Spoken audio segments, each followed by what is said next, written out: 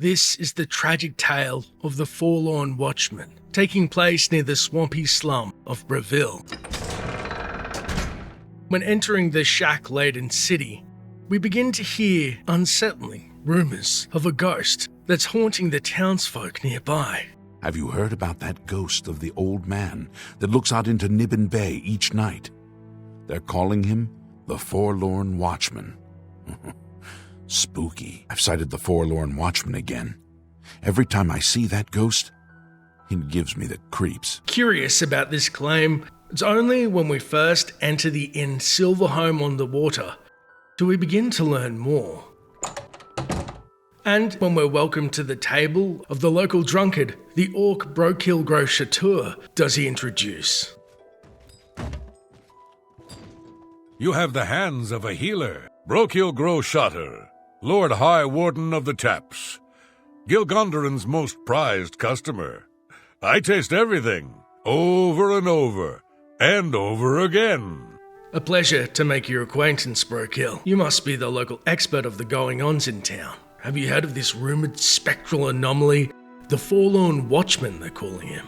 I don't know much about that ghost, but some say he died in a horrible shipwreck.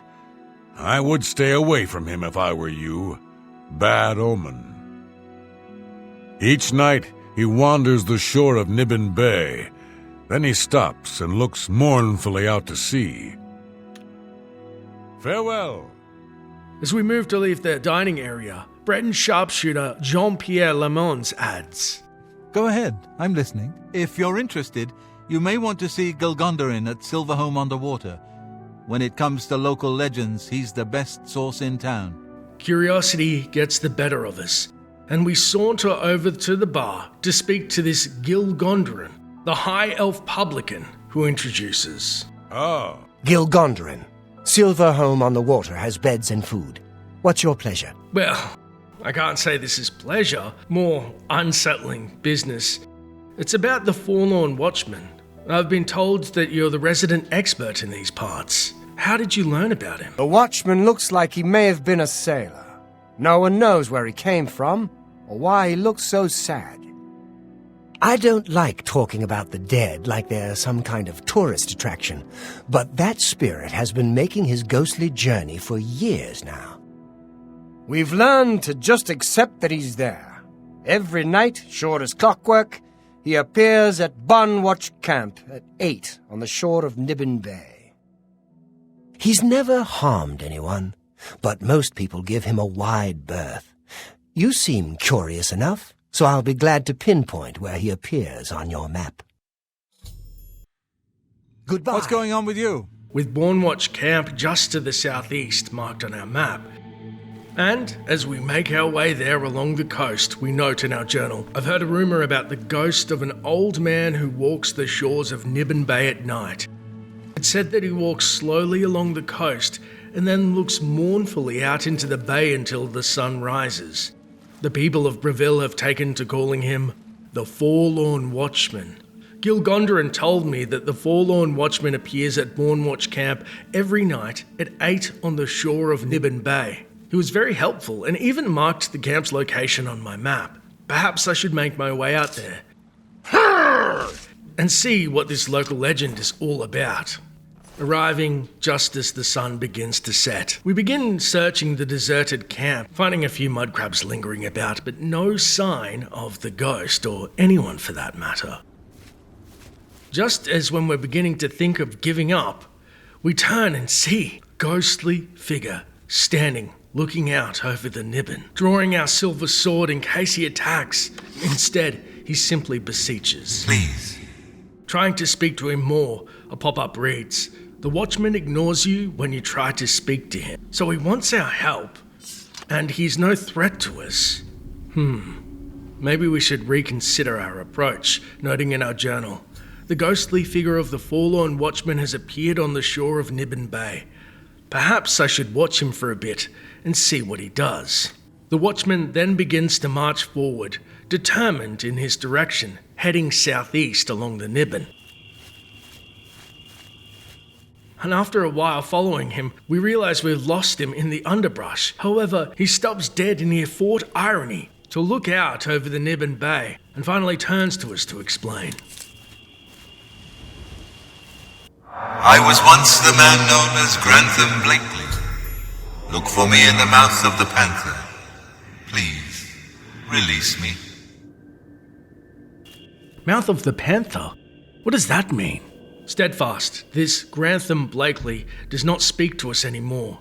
Clearly something tragic and no doubt deeply personal keeps the spirit restless. And our quest updates. The ghost stopped its somber walk at a rocky outcropping jutting into Niben Bay.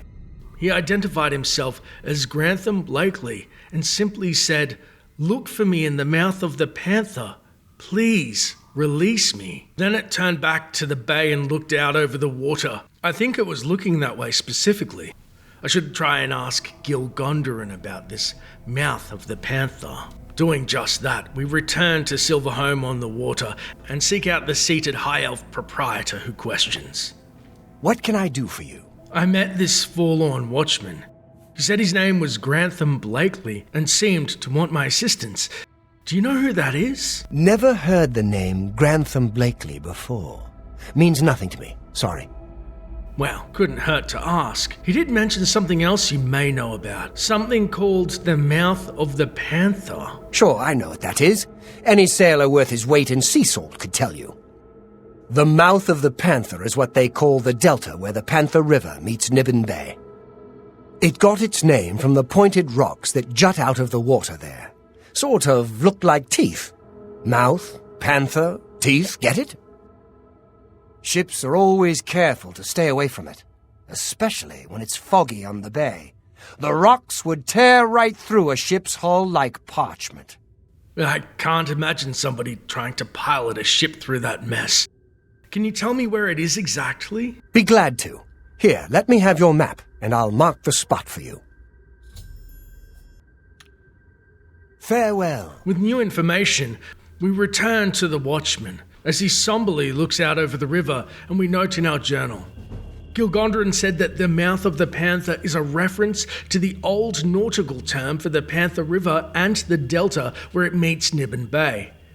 The name was given to it by sailors because of the pointed rock formations jutting from the water that vaguely resemble teeth. He added its location to my map. I should make my way over there to unravel Grantham's cryptic message.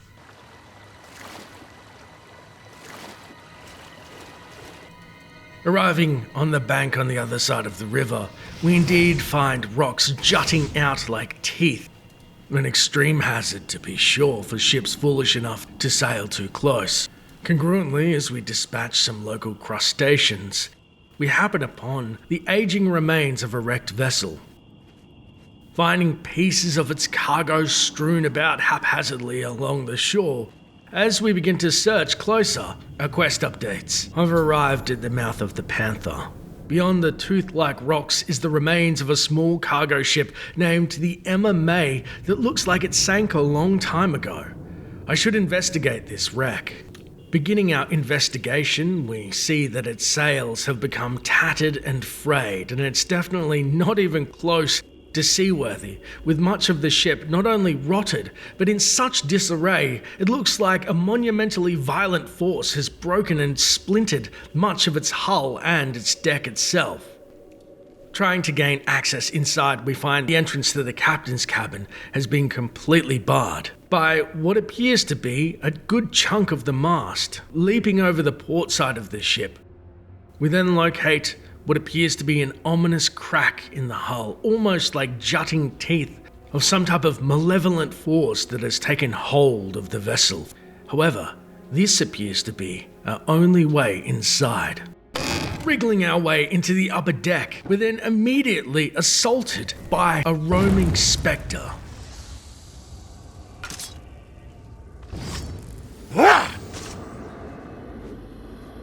In the wreck of the MMA, a spirit attacked me. The vessel seems completely infested with them. I suspect them to be the remains of the MMA's crew. Why this happened to them puzzles me. I should press forward and investigate further. Scooping up some of the valuable ectoplasm from the goopish remains of the spirit, We find one of the crew quarters doors to our left, opposite where we first entered. And, having a moment of respite, we sheath our blade, seeing a log from one of the unnamed crew members of the MMA that reveals. After taking aboard a few more crates in Leyawiin, Captain Lafton pointed the May north, towards the Imperial City. We pleaded with him to wait until the next morn, but he insisted on continuing despite the look of the sky. Let it be known that the decision was his. Wasn't long before the May hit the storm. It was just as we suspected, far too dangerous to sail through. With the last bit of daylight disappearing, Navigator Quinlan spotted an inlet off the starboard bow. The captain ordered the wheelman to steer toward the inlets in hopes of getting the May out of Nibbin Bay. It was at that moment Gable gave me the signal, and we struck. He'd always had an eye for the captain's position, and with the chaos going on, this was a better time than any. Only that idiot Blakely was still loyal to the captain, but the rest of us wanted the May. The fight lasted maybe a minute or two. Blakely and Lafton knew that fighting was futile. We tossed them down below, and now Captain Gable has set the May on course for the inlet. Hopefully we can get her secured for a while and then... So it was a mutiny gone wrong, thanks to this Gable, the traitor. And look what happened to the ship due to his temerity and avarice. Looks like the ship ran aground, but what of Captain Lafton's fate? And Grantham Blakely, who remained loyal and supposedly were put below. Pondering these questions, we note in our journal. I've discovered the logbook of the MMA. It appears that at some point there was a mutiny and the ship was diverted from its course. 2 men tried to stop the mutiny, but were imprisoned below decks. Seeking shelter from a bad storm, the ship pulled into what looked like a safe cove. That was the last entry. I fear that they didn't see the rocks of the mouth of the Panther and ran aground. I shall continue investigating. Hopefully, whatever we find can help put poor Grantham Blakely's spirit to rest. Exiting the crew quarters, we make our way to the rear of the ship and find a trapdoor to the mid-deck of the MMA. Once inside, we're immediately set upon by the restless dead. In the middle of the ship, we find an eerie fog hangs like a malaise, in tandem with the re-risen sailors. Perhaps it's the price for their mutiny.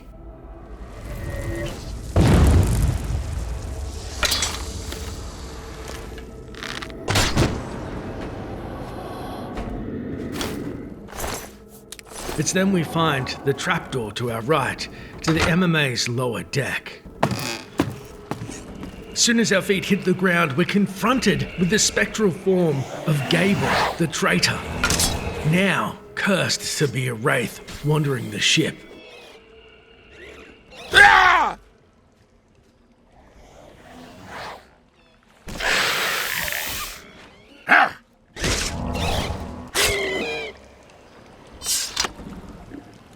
After the traitor is felled, our quest updates.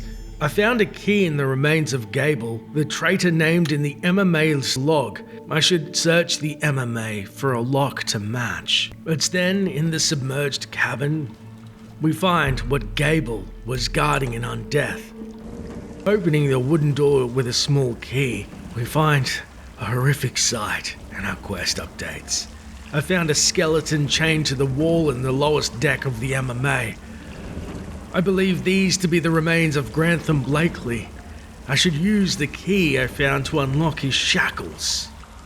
And it quickly becomes evident poor Grantham was bound to this pole, killed in the violent aftermath of the MMA running ashore into the jagged teeth of the Panther.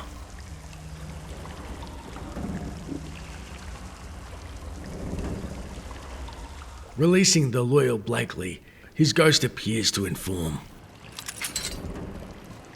I knew one day someone with unyielding virtue would heed my words and speed my release. You risk much to perform such a selfless act.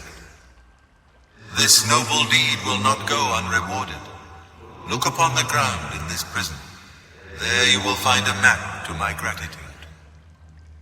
I thank you with all my heart. Farewell.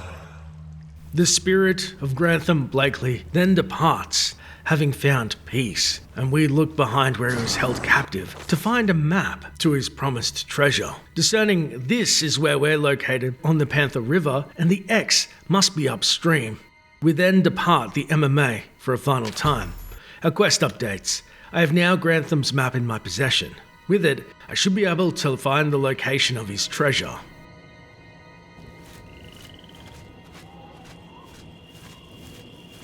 Looking at our own map, we discern that around Two Bends is Black Dog Camp. This, where the treasure must be buried. Heading up Serpentine Stream's shore on foot. Hello? Who's there? We locate the camp, guarded by a bandit hedge wizard and his companion.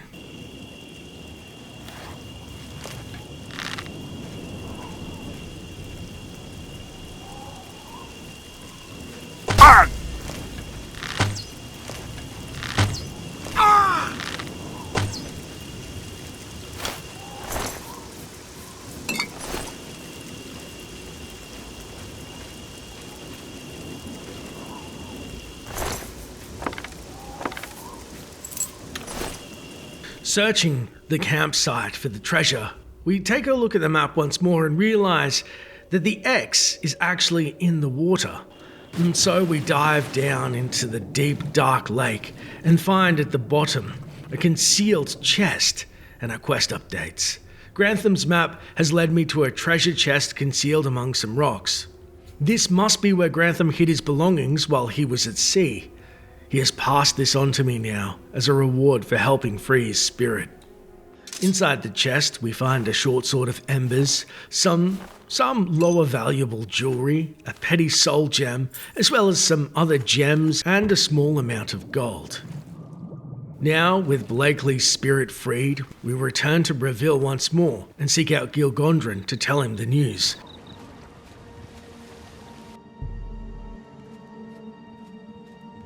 You have the hands of a healer. All right then. I'm listening. What do you want? Well, we found out why the Forlorn Watchman was haunting the shores and have put his spirit to rest. Has anybody seen him since? The shores near Breville are no longer haunted. Seems the ghost hasn't been sighted there any longer. Goodbye. After Blakely has been freed, the news seems to have been spread around town, as the townsfolk of Breville can be heard saying. I have it on good account that the Forlorn Watchman is gone for good. The stories about his fate were true, but now the curse has been broken. With the curse broken, we exit the swampy city to see clearer skies and set off for our next adventure. If you enjoyed the video, please consider liking and subscribing. It really helps out the channel. And if you want to support the channel in a more personal way, consider checking out our Patreon with its different tiers. As always, thanks for watching, and until next time, traveller.